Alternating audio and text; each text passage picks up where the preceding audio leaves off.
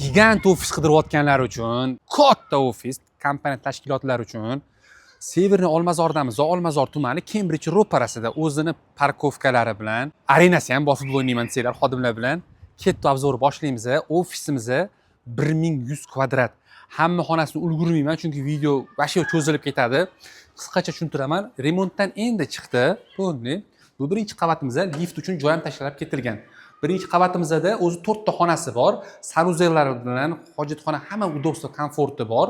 Pastimizda podvol, oshxona, sklad qilsanglar ham bo'ladi. Bu yerdan keyin tepaga chiqamiz, katta obzor davom ettiramiz. Xona ko'p, chunki vaqt ham yetmaydi har bittasini tushuntirib berishga. Ikkinchi qavatimizda ham 5 ta xona bor. Xonalari ham juda ham keng. Ko'rsatib o'taman xonalarni. Bu bitta xona o'zini ichkaridan дополнительный xonalari bilan ko'ryapsizlar. Xona ichida xona maktab qilishgan, частный qanaqadir bir учебный center yoki klinikalar qilishgan juda ham katta udobstvo bor. Bu yerda yana 5 ta xona bor. Boshliq xonasi deysizlarmi, tam direktorskiy kabinet deysizlarmi, hamma sharoit qilsanglar bo'ladi. U yerdan keyin tepaga chiqamiz 3-etajga. Ana gigant kompaniyalar bo'ladi-yu, xodimi вообще ko'p. Sizlar uchun ideal variant. 3-etajimizda kattagina plashatkasi bor. Bemalol qanaqadir tadbir, majlislar, hatto kichkina bayram diskotekachalar qilsanglar ham bo'ladi bu yerda.